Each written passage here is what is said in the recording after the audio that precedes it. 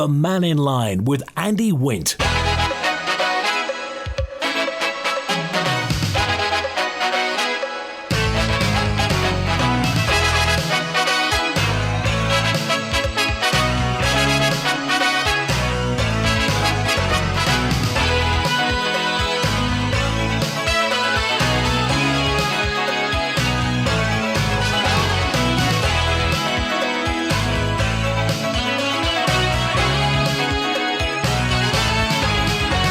Pastor Maya, good afternoon. Welcome to Mannin Line on Manx Radio. Public comment, public opinion, your chance to have your say on Manx Radio. Text 166 177, email studio@manxradio.com, WhatsApp 166 177, call 66 13 68.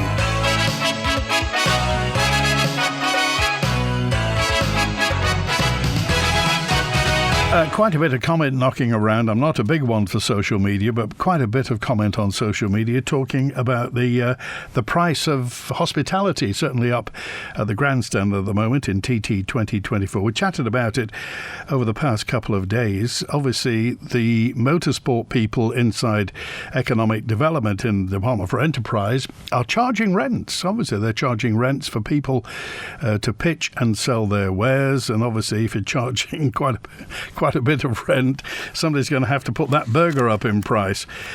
So if you got any thoughts on this, if you've been up at the grandstand, if you enjoyed practicing last night, plenty of it as well, then by all means get in touch. And what do you think of TT so far? Talking about diesel yesterday and the price of diesel on the Isle of Man, 147.9p per litre, says Malcolm, and the diesel on the Isle of Man has just dropped then, 147.9p, or it was 147 in Ramsey, so we'll see.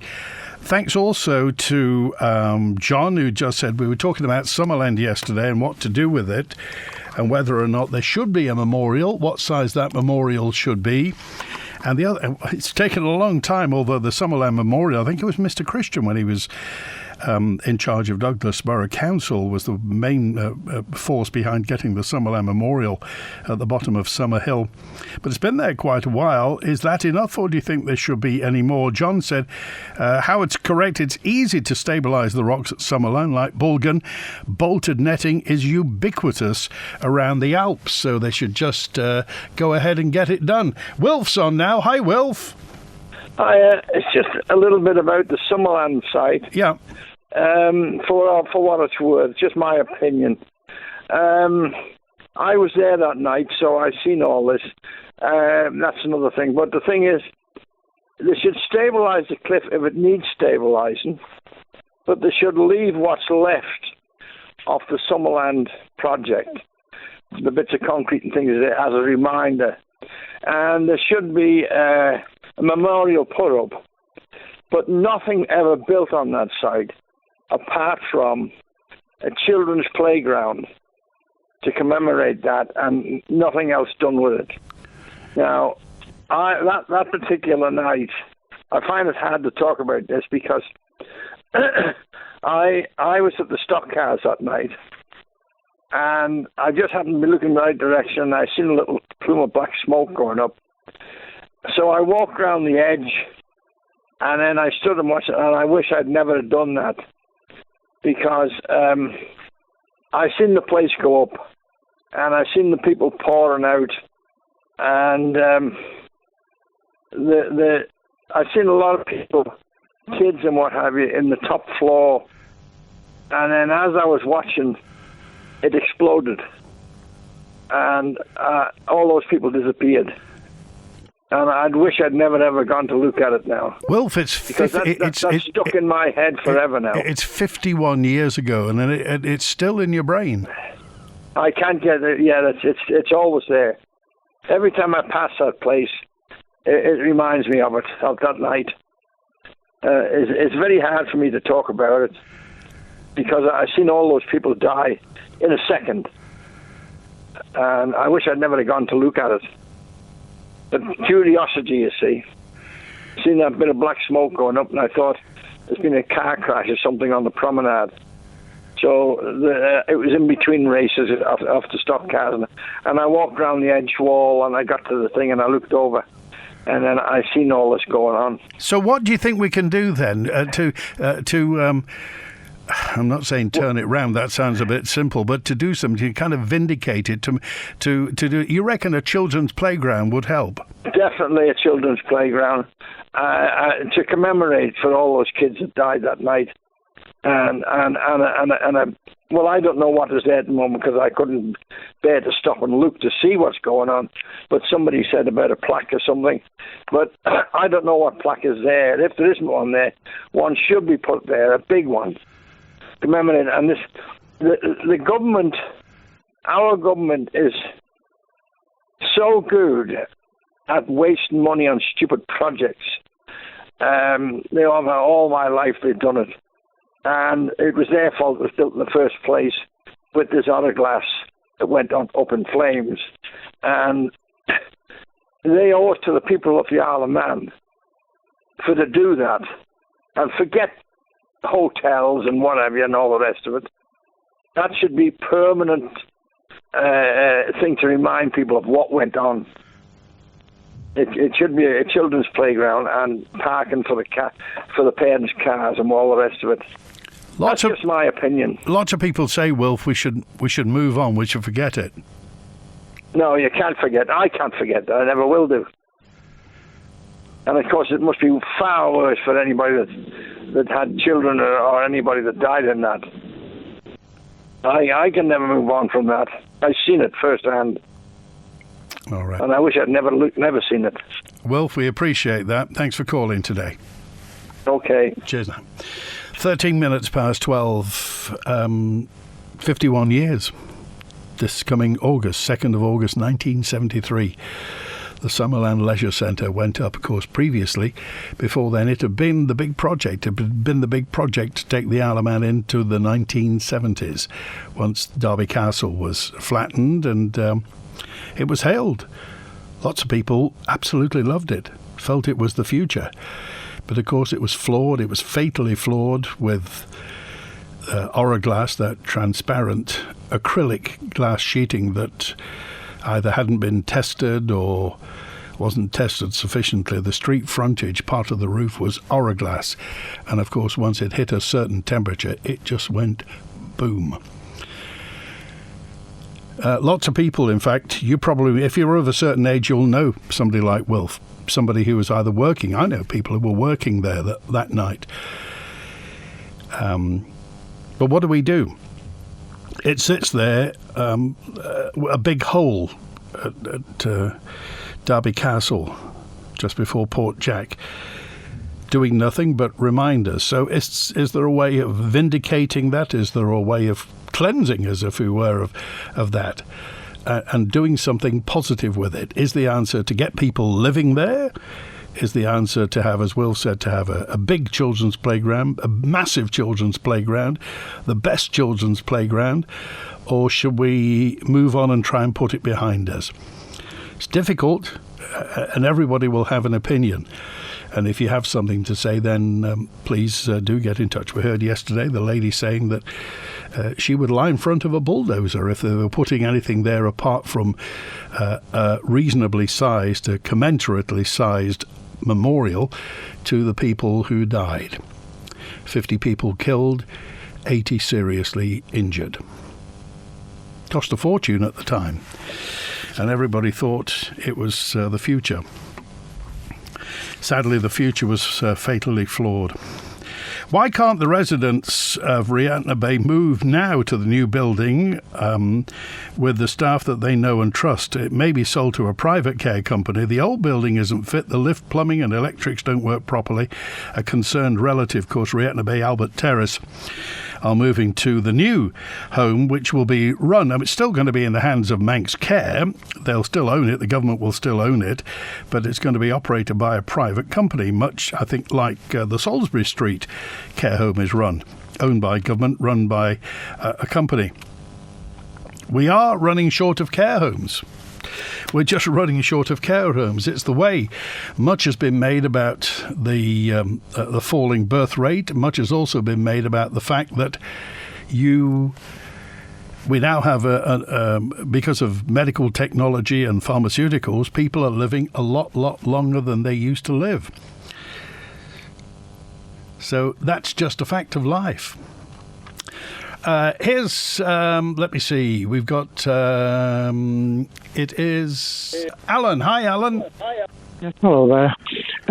I've never spoken about this before, but I was DJ at the Hawaiian bar when the Summerland went up, and our customers either went to the Hawaiian bar or the Summerland disco, and there were so many phone calls coming in to us to ask our members there at the Hawaiian bar or at Summerland, to see how they're safe and everything. So we closed the disco down earlier that night and told everybody to ring home and let their next of kin and friends and relatives know that they're safe. And when I walked out onto the promenade, of course, I saw all the ambulances and the fire and the police and everything going up and down the promenade, and the Summerland up in flames, and it was a terrible sight, And some of our customers would have been at the Summerland disco that night, and we lost some of our regulars, and that we knew well, and it was a terrible thing to have happened. And when I got home, I left to leave the promenade safe for the emergency services, and I drove home, and my family had the Manx radio on, who were broadcasting about it live and keeping us in touch with everything that was going on. It was a very good program that they put on the spur of the moment, and we had a call from Holland to see were we safe, because our friends there knew that we went to Summerland regularly, and it was a marvellous place to go to. Really enjoyed Summerland, and we were able to tell them that we were safe and everything. But it was a horrible thing to have happened, and no matter whose fault it was, no matter who was to blame or anything, there should definitely be a good-sized memorial there at Summerland. And as you say, Alan, many people at the time absolutely loved Summerland. It was a new world. I mean, apart from the fact that obviously with hindsight we know it was flawed, it was a brilliant concept, a big multi-leisure centre, and of course, what happened. Now, as I say, no specific individual or group has ever been blamed. The deaths were attributed to misadventure. Do you have a view on that, Alan? No, I don't. It was, I think the people involved who have lost loved ones there, they're the ones that have the opinion on that. It was just a terrible thing to have happened, and I don't attribute blame, really, because I wasn't there. I didn't experience it, but I believe that fire doors were chained, locked, and things like that. People couldn't get out, and that was a terrible thing for them to have experienced. But I don't wish to attribute blame to either the architects or designers or whatever. It was a terrible mistake to have put Hourglass there, and that's what caused the disaster when that little fire went off, and it just engulfed the whole building. But the fact that 50 people died and so many people have been affected, I think there should definitely be a memorial there, and we should remember it as a disaster that the island will never forget. Well, you were, as you say, in the Hawaiian bar, is that right? Yeah, that's right. I was a DJ there. So what was the mood like for the rest of that week? What was the mood of the island? No, in the Hawaiian bar, to the customers there, there was no change. The disco went on the next night, and people danced, enjoyed themselves. It wasn't apparent about the disaster. But in years to come, I mean, it's many years ago now. What is it, 50-something years? 51 years. 51 years. It's looking back at it with hindsight, it should really be remembered. And there were people that were affected. They knew people who had died there, and there should be a memorial there. It shouldn't be built on. Okay. Alan, I really appreciate your call in today. Thanks for sharing that. Thank you. Good to hear from you. 21 minutes past 12. The death toll brought a public inquiry. It ran 1973 to 1974. As I mentioned, no individuals or groups were ever blamed. The deaths were attributed to misadventure, although the delay in evacuation and flammable building materials were condemned. So how do we move on from here? What do we do? There's obviously a legal company that's been engaged, and I think they want to reverse the misadventure ruling. And again, what's the other side of that? We don't know. We don't really know what it is that they want. I just wonder what your thoughts are. Many people were involved in that night, and we all know them now. We all know the people who will be in their 70s and 80s. A lot of people were in the emergency services as young officers and nurses, ambulance drivers. Also, there were the coroners who were involved and the medical professionals who had to supervise the inquests. It was a horrible time, and one that the island almost had blotted out through history, but it has resurfaced with us now, obviously with the 50th anniversary. So is there a collective way out of it, if you like, that we can...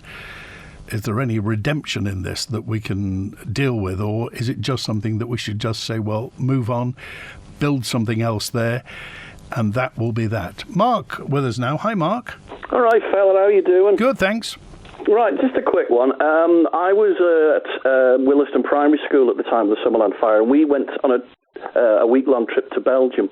And when we were coming back on the ferry, we could see the thing burning from the ferry. And when we docked, the ferry docked, we were literally all ushered home as quickly as possible by the teachers and what have you. And nothing was explained to us as what was going on. But when I got home to my grandmother's, there was a big news item on the television, and they were talking about the Summerland thing live. So what are your memories of that?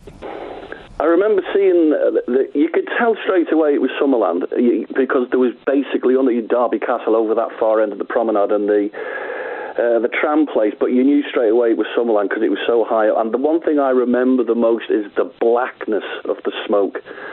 And even at 11 years of age, or 10, or however old I was, and even back then, I had the sense to think, well, anyone stuck in that's not getting out. And it was a couple of days later we found out what the death toll was. And you know, as an 11-year-old, 10-year-old kid, the first thing you think of is, I went there every single weekend. But because I was in Belgium this particular week, I wasn't there. And you go through life thinking, what if, what if, what if, what if? But I think the reason I'm giving you a buzz at the moment is because when a competitor in the TT dies, they give a verdict of misadventure, and that what the misadventure verdict says basically is he knew the risks, she knew the risks, and they still took part. It's sad they died, but they knew the risks.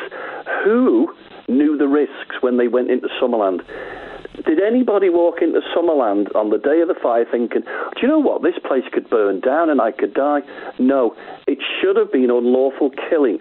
And I will, to the day I die, I'm 62, 63, near enough now, I will continue to argue it should have been unlawful killing.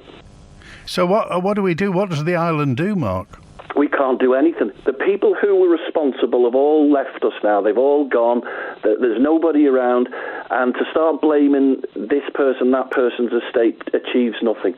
What we need to do is learn and leave it as it is. It's a horrible sight, but it's a poignant sight. People who go past there that know what it's there for, know that's where 50 people lost their lives unnecessarily. And put a garden of remembrance, and of course, I can't speak highly enough of what Will said, put a children's play area there. Let's have a bit of giggling, a bit of laughter, a bit of, oh, I've fallen and scraped my knee, striking and crying. Let's have some joy on that sad sight. And the woman that said about the bulldozer, if she wants to give me a ring, I will come down and I'll chain myself to the bulldozer with her. Mark, we appreciate that. Thanks for being with us. You're welcome, my friend. Have a good day. Good to hear from you. It's, 26 minutes past 12. So if you've got any thoughts, then by all means do get in touch with what's the best way to commemorate the Summerland site, as Mark said. Horrible, dreadful. The people went into that building to enjoy themselves, and 50 of them didn't come out. 80 were seriously injured. 50 died. 80 were seriously injured. So what should we do? I'll draw a parallel, if I may, and that is the Solway harvester and the actions of Donald Gelling and his administration. When the Solway harvester went down, we paid for it to be brought back to the surface. The UK government would have treated it as a grave, a death at sea, a sea grave. But we brought it back to the surface. Do you remember? It sat for a long time in Douglas Harbour while they were deciding what to do with it. Well, the Isle of Man paid for it. It was about £1 million to bring it back to the surface and to get the bodies out, and the bodies were repatriated to Scotland. And everybody universally agreed it was the right thing to do. And the Isle of Man made so many friends around the world for doing the right thing. So is there a right thing to do for Summerland, do you think? You see us at festivals. You see us at the races. You see us everywhere. Because we are St John Ambulance, and we are proud to be a Manx charity. St John Ambulance volunteers help the people of the island when they need them the most. That's why all profits made from our commercial training go straight back into supporting our volunteers and providing opportunities for children from 5 years old to develop life-saving skills. For more information on how you can help, call 674 387. Ellen Vannin Fuels promotes road safety and would like to thank their customers for their understanding about restricted access and deliveries on and around the TT course during this year's festival. Safety first with Ellen Vannin Fuels.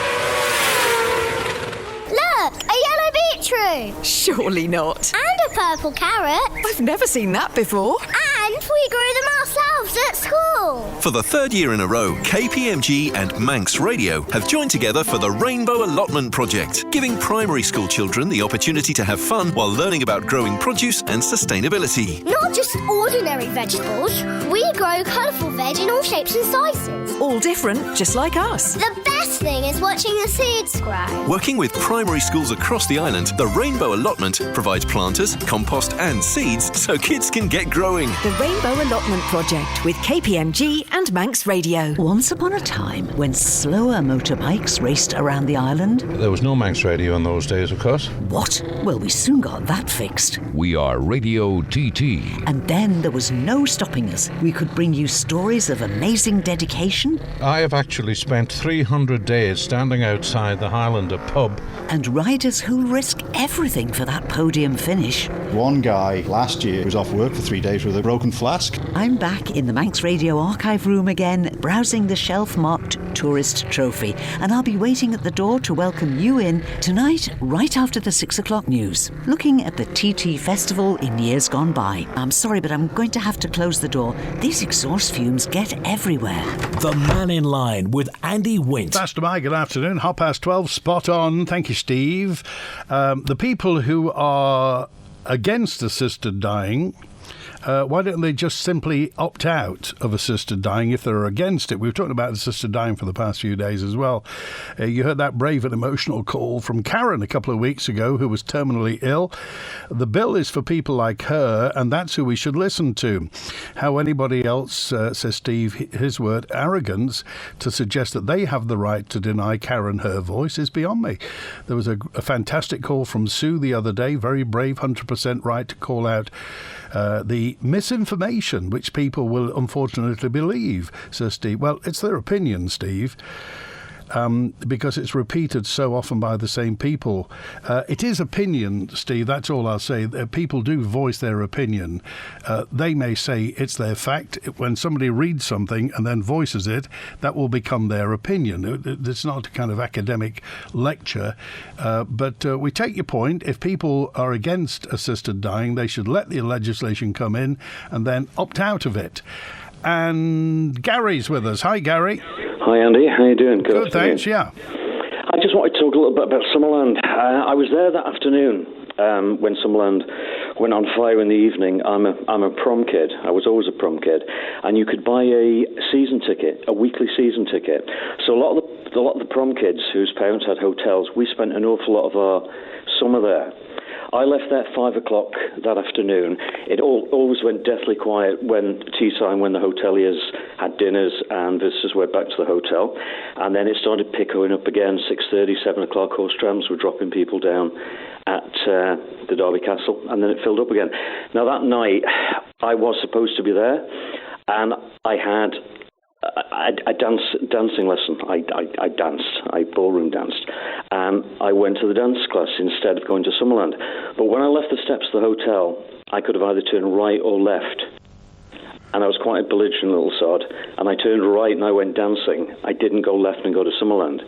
But it could have been completely different for my life as to now. And I had an idea a few years ago about how they could commemorate Summerland by creating a living wall. I know they can't get rid of the infrastructure of the concrete into the rock, but they could shave it down. You throw a very heavy, sort of like it's a tarpaulin over the rock with alpine plants that are growing through it, also filled with LED solar lights. So at night, the wall would become a living rock. They put grass down and a children's play area. So you would see that living rock, a bit like you see the Poppy up on Douglas Head. You would see the living rock down that end of the promenade changing colour constantly at night to remember people. And I did pitch it to a couple of MHKs, but it never went any further. And I just think that if people had a little bit more imagination and a little bit more thought, that could be a really reflective space. And I think it would look really nice. That's my opinion. Well, we make a virtue out of it, really. We do something that's kind of commensurate with the way that people think and feel. Yes, indeed. Well, and do you think then that is there any room in your opinion, for building flats or anything and putting anything there apart from that? No, there's enough flats on the prom. There's empty sites. The old Imperial, which was my dad's hotel, still empty. No, there's no need for flats. A living wall, children's play area, maybe some pop-up cafes, coffee shops in the summer. I mean, we're still in tourism. We've still got a guest house. You get hordes and hordes of people going down the ends of the promenade to get on the electric trams. There's nowhere to get a coffee in the morning. When the cruise liners are in. And I just think that would make a lovely memory. And people would see it at night. And I've seen it done in other places. It's done in Torquay, in a place called Rock Walk. And once the initial outlay of the tarpaulin and the alpine plants, they take over the wall. They would hide the rest of the ugly concrete, and at night the solar lights would come on and change colour. Gary, how often do you think about that fateful right turn? I think about it once a week, at least once a week. And every time I walk past there, I think, what a terrible memory for the people who are still alive. I mean, just to be left as it is, and there's a lot of, I'm 63 now, and a lot of my school friends, we all went, my cousins went, my cousins' parents all had hotels, and we loved Summerland, we loved it. We never thought about the danger. Obviously, as the gentleman said before, we never thought about the danger. We just went there and we had a good time, and when I walked out of that hotel that evening at 6 o'clock and I turned right and I went up Broadway to dancing instead of left to Summerland, and I really didn't know when I left home which I was going to do. I'm just thankful I did, But I think for people that we've lost and for the memory for those families, I think a living wall would be a perfect sort of fitting tribute to them. Okay, appreciate that. Okay. Gary, thanks for calling today. Okay, no worries. Good to hear from you. Thank you. It's Eddie with us now. Hi, Eddie. Hi, are you all right? Yes, thanks, Eddie. Yeah, I think everybody involved with the Summerland has got certain types of memories from it. But if I can just let you know that there's 23 workers who worked on Summerland who were, some of them were traumatised. I wasn't quite traumatised, I'm a realist, but one thing that really gets us is we were involved in the inquiry about it afterwards as well. And some of our evidence was definitely ignored. And when you look at everywhere else in the world at the moment, the whole thing, the whole Summerland fire was probably caused by the same reason, which is greed. I mean, what was that, Towers in London? Is it Grenfell? Yeah. Yeah, well, the Grenfell Towers, again, it was cutting corners, greediness by the companies. They knew what was fireproof and what wasn't fireproof. On the Summerland, nobody was done, and yet we gave loads and loads of evidence in the inquiry why they should have been done. Lomases, the building inspectors, everybody knew that the oil glass went up in flames dramatically, and yet it was left undone. The public, a lot of us who were involved in the inquiries, really get upset that we should have done more. We should have actually said something, a bit like Wilf. Eddie, sometimes. Eddie, do you think now, after 51 years now, is there any merit in seeking to apportion blame? I think yes, there would be. I think it's a bit like the Liverpool supporters. They feel as though they've got an end to all the fighting that they've done for years, when now it's recognised that all the people that were killed at Hillsborough, so on. You get a feeling of it's been, the fight has been worthwhile. It won't change the result, but when I actually think back about the Summerland, which is like one of your other regulars said, I think about it a lot. Whenever I think about Summerland or wherever I'm down that end, I see it and I remember it. I remember the matchsticks the day after. But what I do remember is that an awful lot of rich people got away with murder. That's my words. They got away with murder. It's the way of the world at the moment. I mean, you know what I'm like with this. The more I find out about all these big companies, they're all very corrupt, and they get away with absolute anything they want to. You look at the post office at the moment; it's the same. But the government are compensating those people. All the people that were involved with the Summerland should get justice. So that's my thought on it. Okay. And as a memorial, I don't know, actually. It's just one of them things. All right. Thanks for that, Eddie. We appreciate your call. And, Tina's with us. Hi, it's Tina Brennan. Hi, Tina. Hi, Andy. Yeah, nice to speak to you. Can I just say, please, a huge thank you to all of those gentlemen who have just spoken. Their stories were quite emotional and very heartfelt, and it does take, I know, a lot of courage to come forward and actually recount what happened to you on that night. So thank you very much to them. The gentleman with the idea of the living wall, what a fantastic idea. I think it's brilliant. It's perfect. So if you want to get in touch, and if you'd like to discuss it with me, that would be great. It's 424-806. Okay, 424-806. Sorry, go on. Yeah, and likewise the gentleman who said he would chain himself with me to the bulldozer. Great, bring it on. That would be wonderful. Tina, how do we move on then? What would you see as redemption? Okay, what would you see as progress? What would you like to see happen? Yeah, well, I'm part of the Justice for Summerland campaign. What we would like to see is an overturn of the death by misadventure verdict and a substantial memorial on that site proportionate in size to this huge, huge tragedy. And this tragedy at the time, and still does, it resonates around the world even today. It's used as a teaching tool in places like Canada, America, in fire departments as to what not to do in a public building, even today.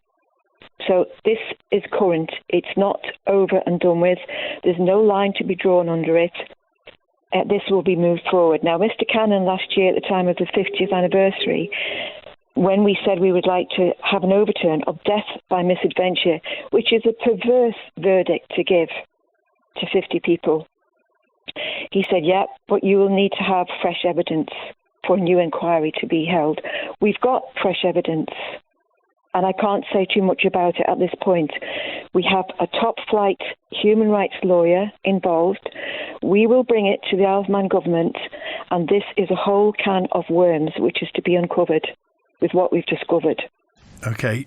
Tina, I'm going to ask you a direct question here, and this has been asked, people have asked me to ask you this as well. Yeah. Is it money you're after? Me, personally, no. I mean, do you think, is it compensation? Is it recompense? What exactly is it that you would like for the people who died at Summerland? One word, justice.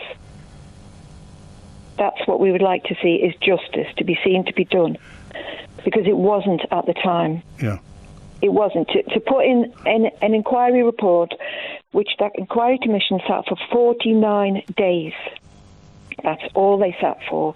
And the gentleman who said he had evidence to bring and it wasn't listened to, that's pretty widespread from what I've heard from other people as well. There's loads of evidence which wasn't brought forward. And to say at the end of that inquiry commission report, when it came out, there are no villains here, is really a slap in the face for all of those families who lost family members. Right. And they still feel strongly about that today. And that's what we're working towards, is to get justice. And also, the second thing we want is a memorial on the site. Right. So what do you think would be a suitable memorial of this? Bearing in mind, I mean, that site is huge, absolutely huge. So what do you think? It's almost 3 acres. Yeah. And of course, it's very high as well. So what do you think should go there? A memorial. I have a plan for a memorial, and it incorporates 17 stones, standing stones, in a concentric circle, 1 stone for each of the families, each of the friends, and the colleagues who were working in Summerland that night, 17. And also, along with that, an information centre which will give all the information about the Summerland site, that side of the Douglas Prom, which is fascinating history. And I have an exhibition which I held last year, which was very well received at Loch Promenade Church, which I'm hoping to put on again this year if anybody's interested in coming. It will be widely advertised if we do manage to get the site we want to hold it. So that exhibition would go into that information centre. At what point, Tina, will your mind be settled? What needs to happen for you to be content and to be able to face the future without this weighing on your mind? Well, I've been 11 years campaigning for this now, so I'm kind of used to it, you know. It is harrowing. I found it very harrowing at first when I started off, because of the stories that were coming forward. It was like a tsunami, because people knew what I was doing. So a lot of the focus was on me, and I don't mind that now. But what I would like to see ultimately, like I say, is a memorial on the site, justice for the people who have family members killed, and justice also for all those people who were injured. There was over 80 people injured in that fire. So justice for all of them, and for the Isle of Man government to take this seriously, because they haven't up to now. They haven't took it seriously. I've been to so many heads of DOI over these years, and they've said, yeah, we like it, we love this plan, etc., etc. Nothing happens. This is the point where this is going to be taken forward to the government, and they will take it seriously. This isn't going to be a local issue. This has got UK-wide interest. We have a lot of backing from ITV, and particularly Josh Stokes, who's the ITV reporter here in the Isle of Man. They are with us step by step in this campaign. They want to be there. It will be broadcast on ITV and other channels as well. So people have to be prepared that this is going to get messy. This is going to get messy. There's a lot of new evidence that we are going to bring. which wasn't brought out at the time.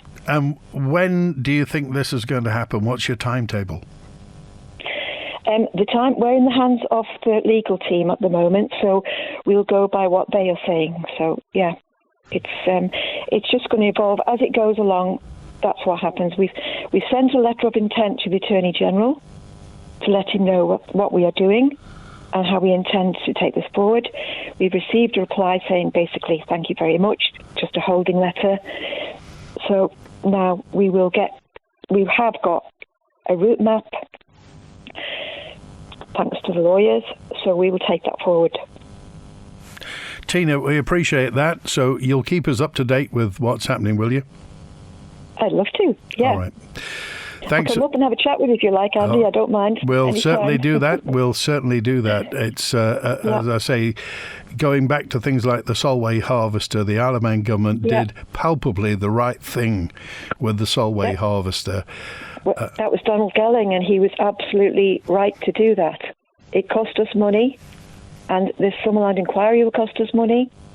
A memorial will cost us money. But, Andy, this is a debt outstanding for 50 years, and it's time it was repaid. All right. And it will be repaid. Thanks, Tina. Good to hear from you. Yeah, can I just say one further thing? Go ahead. Thank you so much to everybody who has given their support to us on the radio, etc. It's really appreciated. So thank you. Okay. Thanks for being with us, Tina. Lovely to speak to you. Thanks a lot, Andy. Okay, it's 13 minutes to 1 on regarding Summerland, says WhatsApper 328. Leaving the land blank, I think, is a terrible idea. Future generations won't know as to what happened there. They'll just see it as ruined land or an empty park. Putting something of purpose there will ensure that the people who died will be remembered. The Roundhouse building would have worked as a Summerland Memorial Centre, I think, says that WhatsApper. Howard's on now. Hi, Howard. Hello, Andy. Just as a thought, I was listening to your programme, was coming home. The chap that was talking about the memorial, the flower, the plants and the rocks, etc. Yeah. The original concept was incorporated within the Summerland buildings. The man who had the idea behind it was the park superintendent of the Douglas Corporation, Eric Coward, and he was there for many, many years. He was also involved with Summerhill, because that was a job for the Winter Work Scheme. But his idea was exactly what that chap was proposing, a wall of plants. And that was going to grow naturally inside the building. There were trees growing in naturally, and the wall had been done in such a way, the rock face had done in such a way that plants were going to naturalise in there. So that wall of plants is not new, but it is a good idea. So it was destroyed obviously in the fire, the original one, but a wall of plants, a living wall. And that is something that will help, and nature will look after that, except it's rather a desolate area, particularly in the winter, and there will have to be specific plants to go in there. But nature will look after that. And that chap, as he said, it would be a good idea, particularly if it was at one end, and you could have something else on the rest of the acreage. Okay. But that was Eric Coward that was involved very much with the design inside there for the living plants, etc. Okay. And that was okay. I appreciate that. Thanks for that. Let nature take its course, as it were. Thank you, Howard. Good to hear from you. Phil dropped a note in and just said, what happened at Summerland was a tragedy, and I, as a kid, stood behind it as the fire was in full force. But isn't it time we moved on and developed the site, but have a large memorial area? As it stands at the moment, it's an eyesore and a constant reminder of what went wrong. But life goes on, and we shouldn't be living in the past, says Phil. I'm not suggesting forgetting anything about the disaster, certainly not the deaths, but just stop the area looking like a bomb site and build some remembrance into that. Quite what we do, quite how much it costs. No doubt there will be an inquiry, no doubt there'll be a consultant's report, but Think of how much the Liverpool landing stage went over budget. And just think again about Donald Gelling, our Chief Minister. When we did the right thing, when the Isle of Man did the right thing over the Solway harvester, and nobody could point at us. It wasn't even our responsibility. And nobody could point at us and say, but the Isle of Man did nothing, because we did. And all those people involved in the Solway harvester, the families of the people who died, the men who died on the Solway harvester, will always have the Isle of Man in their heart because we did the right thing. So I'm asking you, what is the right thing to do about the Summerland site? The Loganair Summer Sale is now on. Fly from Isle of Man Airport and save up to 15% off over 1 million seats across the Loganair network. Book by the 5th of June, travel from the 28th of June. Subject to availability, exclusions apply. Visit loganair.co.uk. Loganair, your journey, our joy. Want a holiday from your mobile bills? Switch to Manx Telecom and get 3 months free. If you're new to Manx Telecom or want to upgrade from pay-as-you-go, sign up to one of our new Go Roam mobile tariffs. Enjoy unlimited data at home and up to 20 gigabytes of inclusive roaming data abroad. Sign up in store or call 624 624 today to get on board. See mt.im/gobig for details, terms and conditions. Helmets are on and engines are revving, which only means one thing. The new season of the TT races is heating up. And no matter if you're at the track or in front of the telly, Tesco can help you fuel the fun. Choose from our range of ready-made snacks and drinks, prep for a picnic with our deli selection, or get ready for a grill-up in the garden. So, put the pedal to the metal and visit your local store before the action starts. Tesco, every little helps. Do you know a scrap man? 'Cause I've got scrap to clear. Causing copper, brass and lead, and I need cash for beer. What? You don't know a scrap man? Gastains of Vauxhall is the one for you. Gastains will take all scrap metal and is also licensed for dry cell and lead acid batteries. So don't delay. Ring 801 337 now. So now we know a scrap man and all our scrap's been cleared. Ring 801 337, then have cash for beer. Call Costays today and get yourself a beer. May Tynwald was a relatively brief and uncontroversial affair, but even with a light order paper there were still a few items of interest. Some members expressing righteous indignation over Tynwald's unwillingness to suspend its standing orders, while others dismissing this as a storm in a teacup. And what's really happening in Peel, with apparent contradictions between submissions to the North West Plan and public statements by the commissioners. Find out on Perspective this Sunday at 12 noon on Manx Radio with me, Phil Gaughan. Is Council of Ministers trying to keep secret information which should be in the public domain, or is the new policy alliance just making political mischief? The Mannin Line with Andy Wint. Pastor Mike, good afternoon. Thanks for dropping by. Regarding Summerland, when we moved over in 1999, there was a building in the site. Of course, people seem to have forgotten that, but there was that smaller Summerland that got built and has subsequently been knocked down, as the bits in the cliff relate to that building, not the building that burnt down. I agree the site needs to be sorted out, so let's have a children's playground, as it is so needed, said Cyril, although, as Howard does say, it does get very windswept in the winter, but there we are. Regarding Summerland, says Helen, there's a good saying, justice delayed is justice denied. As it was rebuilt, says Bill, and knocked down with a promise to rebuild it, all the government's done is what they usually do, nothing. Rebuild with a memorial garden as part of it. My eldest had great fun, says Bill. Many people did, and many people talk about the fact that Summerland really was the bee's knees where that was concerned. It had the fatal flaw. And it wasn't helped by, as somebody mentioned, the fact that some exits were locked on the night to stop people going in rather than getting out, stop them getting out.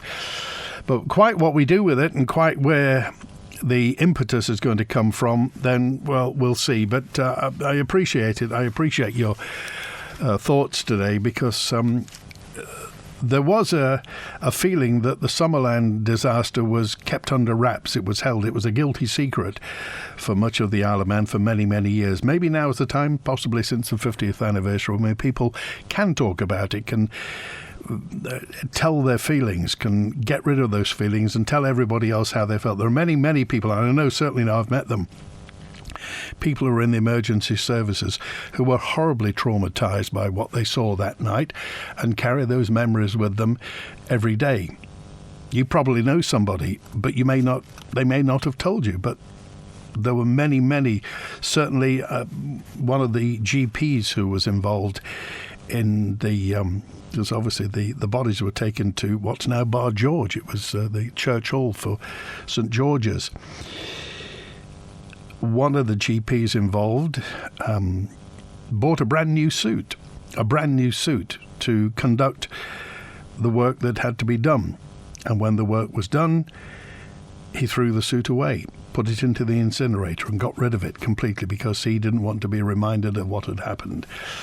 Many people did some sterling work on that night and subsequently, but you kind of get the feeling we're not over it yet. Thanks also to... there was somebody who emailed in and said, I want to vote in the British general election. Well, you are a glutton for punishment, aren't you? Who can vote in the British general election? Well, I'll tell you who can vote.